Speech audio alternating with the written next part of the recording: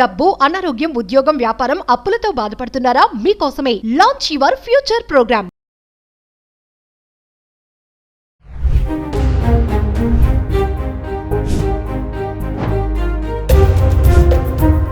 నమస్తే, welcome back to Suman TV. ప్రస్తుతం మనతో పాటు ఉన్నారు ఫ్యామిలీ కౌన్సిలర్ రజనీ రమ్మ గారు. నమస్తే మ్యామ్. నమస్తే నవీన్. మేడం, నేను రీసెంట్గా ఒక సంఘటన విన్నాను. ఒక కపుల్కి ఒక పాప, ఇంకా నెక్స్ట్ బేబీ లేరు, ఆపరేషన్ కూడా చేయించుకోలేదు, పాపతోనే అయిపోయింది, లైఫ్ రన్నింగ్ చేస్తున్నారు. స్కూల్ ఏజ్, టీనేజ్ అమ్మాయి. అయితే నెక్స్ట్ పాప కోసం లేదు కదా ప్లాన్. అయితే పాప గైడ్ చేసింది మదర్కి, ఇంకొకరు వద్దు, చాలు, నన్నే బాగా చూసుకోండి, వేరే చైల్డ్ వస్తే నన్ను మీరు ఇంత ప్రేమగా చూసుకోరు, ఇంత లవ్లీగా ఉండరు, మీ లవ్ అంతా నాకే. స్కూల్ ఏజ్ అమ్మాయికే మళ్ళీ ఇవన్నీ మాటలు, మీ లవ్ నాకే కావాలి, ఇంకొక చైల్డ్ వద్దు అని. అంటే ఇంకొక చైల్డ్ వద్దు అని మదర్తో స్కూల్ ఏజ్లో ఉన్న అమ్మాయి మాట్లాడడం అనేది అసలు దీన్ని ఎలా చూడొచ్చు? ఇదొక పక్కన పెడితే మదర్ ఇప్పుడు ఆలోచిస్తుంది, నిజమే కదా, నేను ఎందుకు ఇలా చేయకూడదు, నేను ఎందుకు ఇలా ఆలోచించకూడదు అని మదర్ కూడా థింక్ చేస్తుంది. అంటే ఇక్కడ అమ్మాయి మైండ్ సెట్ ఎలా ఉంది అని అనుకోవాలి. తల్లి కూతురు రిలేషన్ అంటే, ఓహో తల్లి కూతురే కదా అంటే ఇలాంటి విషయాలు మాట్లాడుకోవచ్చా? మరి దీన్ని ఎలా చూడొచ్చు అంటారు అసలు? అంటే ఇది నాకు తట్టింది ఏంటంటే, అంటే ఆ పాప కూడా టీనేజ్ అంటున్నారు కాబట్టి చాలా తను బయట చూస్తూ ఉంటుంది, ఎన్నో విషయాలు ఇప్పుడు ఈ రోజుల్లో తెలుసుకుంటున్నారు, సినిమాల్లో చూస్తున్నారు, యూట్యూబ్లు ఇవన్నీ వచ్చేసినాయి కదా, ఫోన్లు, అన్ని ఇన్ఫర్మేషన్లు బాక్స్ మన చేతిలోనే ఉంటుంది. దానికి ఒక బాక్స్ అనమాట. అది అన్నీ నేర్పిస్తుంది, అది అన్నీ తెలియజేస్తుంది, అన్నీ నేర్పిస్తుంది, గుడ్ ఆర్ బ్యాడ్. సో ఆ అమ్మాయికి అంత నాలెడ్జ్ సంపాదించింది ఆ వయసుకి. సంపాదించి ఇప్పుడు నేను ఒక్కదాన్నే కదా, మరి నా వెనక ఎవరన్నా పుడతారేమో అని ఆ అమ్మాయికి డౌట్ వచ్చింది. ఇప్పుడు స్కూల్లో కూడా సెక్స్ ఎడ్యుకేషన్ అది కొంతలో కొంత నేర్పిస్తున్నారు కదా, అన్నీ వాళ్ళకి అర్థం అవుతున్నాయి. సో పుట్టచ్చు అనే ఆలోచన, బయట సమాజంలో జరుగుతున్న విషయాలు చెవులకు వస్తాయి, అవన్నీ కొంత నాలెడ్జ్ని ఇస్తాయి. కాబట్టి ఏమో పుడతారేమో నెక్స్ట్ అనే ఆలోచనతో ఆ అమ్మాయి చెప్పింది. ఓకే, అంటే ఆ రెండుగా విభజించి చెప్తా నేను. ఇప్పుడు ఈ అమ్మాయి ఏంటంటే, ఓహో నేను ఒక్కదాన్ని ఉంటే మొత్తం నాకే వస్తుంది. ఇప్పుడు చాలామంది సిబ్లింగ్స్ ఉంటారు, దెబ్బలాడుకుంటుంటారు అప్పుడప్పుడు. చిచ్చి నువ్వు పుట్టబట్టే నన్ను సరిగ్గా చూడలేదు, నువ్వు పుట్టబట్టే రెండుగా షేర్ చేయాల్సి వచ్చింది ప్రతిదీ, చివరికి వచ్చేటప్పటికి ఆస్తితో సహా. అదే నేను ఒక్కడనే, లేకపోతే నేను ఒక్కదాన్నే అయితే నాకే వచ్చేది మొత్తం, నాకు మొత్తం రాకుండా నువ్వు పుట్టి సగం తీసేసుకున్నావు. ఇలాంటి గొడవలు అవుతూనే ఉంటాయి. చిన్న వయసు నుంచి వస్తాయి, పెద్ద అయిన తర్వాత పెరిగిపోతాయి వాళ్ళల్లో. కొంతమందిలో అర్థం చేసుకుంటారు, పెద్ద అయిన తర్వాత సిల్లీగా నవ్వుకుని వదిలేస్తారు. కొంతమంది ఆ భావాలు చచ్చే వరకు పోవు. అంటే వాళ్ళు స్వార్థపరులుగా మనం అనుకోవచ్చు. ఇంకొకటి ఏంటంటే, అమ్మా నాన్నల ప్రేమ నేనే పొందాలి, అది కూడా స్వార్థం కిందకే వస్తుంది. సో ఒకదాన్నే ఉంటే వీళ్ళకున్న ఎఫర్ట్స్ అన్ని నా మీద పెడతారు, నేను బాగా చదువుకోవచ్చు, బాగా చదువుకుని అమ్మా నాన్నలు బాగా చూసుకోవచ్చు, అమ్మా నాన్నలు ఎప్పుడు నా దగ్గరే ఉంటారు, ఇది ఏది తీసుకున్న స్వార్థం కిందకే వస్తుంది. ఇందులో ఏదైనా ఆప్షన్ ఉందా? అంటే ప్రేమ కాదా? అఫ్కోర్స్ ఉంటుంది. అమ్మా నాన్న అంటే ప్రేమ ఉండకుండా ఎలా ఉంటుంది? కానీ తను చేసిన ప్రతి ఆలోచన వెనుక కూడా ఇదే ఉందా లేదా అంటే ఆ పిల్లకి తెలియకపోవచ్చు తన స్వార్థపరురాలు అని, వినేవాళ్ళకి తెలుస్తుంది. తర్వాత అమ్మాయి పెద్ద అయ్యే కొద్దీ ఆ ఆలోచన డెవలప్ చేసుకుంటూ వెళ్ళింది అనుకోండి, అది అప్పుడు కూడా మనం ఖచ్చితంగా తెలుస్తుంది ఆ అమ్మాయి సెల్ఫిష్ అని చెప్పి. ఓకే, అది అక్కడ పెడితే తల్లిదండ్రులు ఏం తెలుసుకోవాలి ఇందులో? ఇద్దరు పిల్లలు పుడితేనో ముగ్గురు పిల్లలు పుడితేనో అందరినీ సమానంగా పెంచుకోవాలి, సమానంగా వాళ్ళని ప్రేమించాలి. చదువు అయినా, ఆస్తి అయినా, ప్రేమ అయినా, విద్యాబుద్ధులు, డిసిప్లిన్ ఏదైనా సరే పిల్లలందరికీ సమాన భావంతో చూడాలి అనే ఒక హెచ్చరిక అందులో ఉందంటారా లేదంటారా?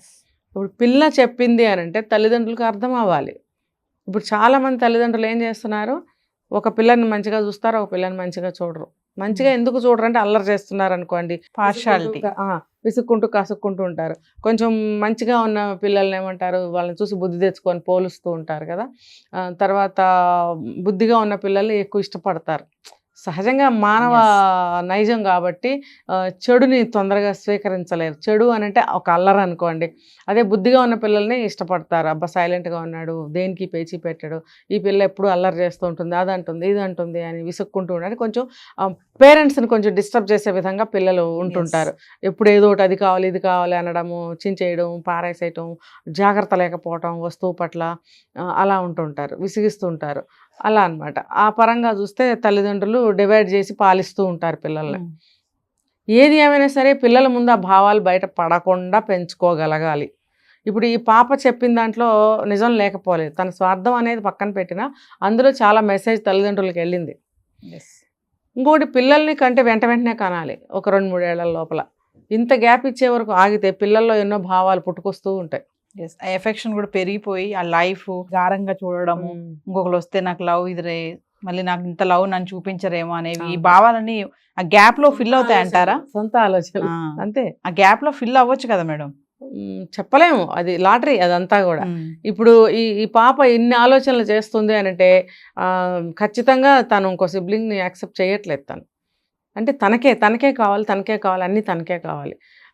ఒకవేళ తల్లిదండ్రులు పూర్ అనుకోండి, సరిపోవట్లేదు తనకే చదివించడానికి అనుకో, ఒక మంచి ఆలోచన చేసిందని చెప్పుకోవచ్చు ఇక్కడ ఉన్న స్థితిని బట్టి. లేదు అంతా బాగానే ఉంది, బ్రహ్మాండంగా ఉన్నాము, కారులో వెళ్తున్నాము, మనకు ఒక ఇల్లు ఉంది, ఉద్యోగాలు ఉన్నాయి, కాస్త కుస్త ఆస్తులు ఉన్నాయి అని అన్నప్పుడు 2-3 కానీ పెంచగలుగుతారు కదా. అలాంటి సమయంలో అది తెలిసిన అమ్మాయి ఈ విషయాలు తెలియవా? తెలిసినప్పుడు కూడా ఇలాంటి సలహా ఇస్తే స్వార్థపరురాలని చెప్పచ్చు కదా, అది క్యారెక్టర్ని నిర్ణయిస్తుంది అనమాట. అయితే తల్లిదండ్రులు కూడా దీని ప్రకారం తెలుసుకోవాల్సింది ఏంటంటే పిల్లలకి అంత సమయం ఇవ్వకూడదు. కంటే వెంటనే కానివ్వండి, ఒక్కొక్కరికి ప్రయత్నించిన పుట్టరు, ఇక దానికి మనం ఏం చేసేది లేదు. పిల్లల్ని అటువంటి ఆలోచనలు వచ్చినప్పుడు పిల్లల్ని డైవర్ట్ చేసి ఎందుకు అనే రీజనింగ్స్ తోటి కొన్ని మంచిగా వాళ్ళకి మైండ్ని మార్చగలగాలి.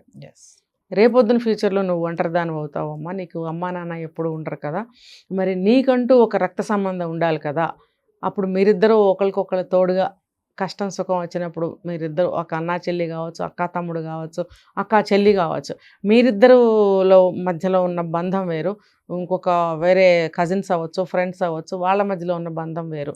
ఈ బంధం యొక్క విలువ ఏంటో తెలియపరచాలి. ఒకవేళ మీరు సెకండ్ కిడ్కి ప్లాన్ చేసుకుంటుంటే కనుక, అది కూడా ఇన్ని 13-14 సంవత్సరాల గ్యాప్ ఉంచుకుంటే మీరు సెకండ్ కిడ్ని కానీ మళ్ళీ ఇన్నేళ్ళు మీరు ఆ పాపని పెంచలేరు. పెంచేటప్పటికి మీ వయసు చాలా అయిపోతుంది. అప్పుడు ఆ పాపకి ఈ పాపకి ఇంత ఏజ్ వేరియేషన్ ఉన్నప్పుడు వాళ్ళిద్దరికి దేనికి కుదరదు, ఇంకా క్లాషెస్ ఎక్కువ వస్తాయి, చాలా ఎక్కువ వస్తాయి. ఆ పెద్ద పిల్ల ఏమో అజమాయిషీ చేస్తూ ఉంటుంది, అన్నిటికీ నేనే తీసుకోకపోగా అన్నీ నాకే తెలుసు, నా మాటే వినాలని దీన్ని చితకబాదుతూ ఉండొచ్చు మాటికి. ఈ చిన్నదాని మీద సాడీలు చెప్తూ ఉండొచ్చు, లేకపోతే ముందు పెద్దదాన్ని కాబట్టి నాకు ఎక్కువ వాటా ఇవ్వండి, లేకపోతే నాకు ఎక్కువ ఇవ్వండి, ఏదైనా సరే ఏ విషయం తీసుకున్నా సరే మరి అలాగా అజమాయిషీ అథారిటీలు ఎక్కువైపోతూ ఉంటాయి. ఈ పిల్ల మీద పెత్తనం, పైగా చిన్న చూపు చూస్తూ ఉంటారు. నువ్వు రాబట్టే నాకు ఇలా జరిగింది, నువ్వు పుట్టడం వల్లే నాకు నష్టాలు జరుగుతున్నాయి, నువ్వు పుట్టకుండా ఉంటే నా జీవితం బాగుండేది, ఇలా ప్రతి చోట కంపేర్ చేస్తూ ఆ పిల్లని చిత్రవద చేస్తూ ఉంటుంది ఆ పెద్దది. ఖచ్చితంగా జరుగుతాయి కూడా. కాబట్టి తల్లిదండ్రులనే వాళ్ళు కనదలుచుకుంటే 2-3 ఏళ్ళ గ్యాప్లో కనండి. ఒకవేళ మీకు అన్ని సంవత్సరాలు పుట్టలేదు, సడన్గా ప్రెగ్నెన్సీ వచ్చింది 10 ఏళ్ల తర్వాత అంటే ఆ ముందు పిల్లలకి మీరు ఎంతో కౌన్సిలింగ్ ఇచ్చుకుంటూ ఎక్కువ ప్రేమని, ఎక్కువ అంటే దూరం పెట్టకుండా, ఎక్కువ అని కూడా నేను మళ్ళీ వెనక్కి తీసుకుంటున్నాను మాటని, ఆ గ్యాప్ని ఆ అమ్మాయి ఫీల్ అవ్వకుండా ఉండేటట్టుగా మీరు మేనేజ్ చేసుకుంటూ ఉండాలి. ఎందుకంటే మళ్ళీ ఆ ఎఫెక్ట్ చిన్నపిల్ల మీద పడుతుంది కదా, అది పడకుండా జాగ్రత్త పడగలిగితే మీరు సెకండ్ కింటికి ఆ వయసులో ఛాన్స్ ఇవ్వండి. లేదంటే ఆ పాప చెప్పినట్టు మీరు స్టాప్ చేసుకోండి, ఎందుకైనా మంచిది ఆ పిల్ల ఎందుకు చెప్పిందో. Thank you.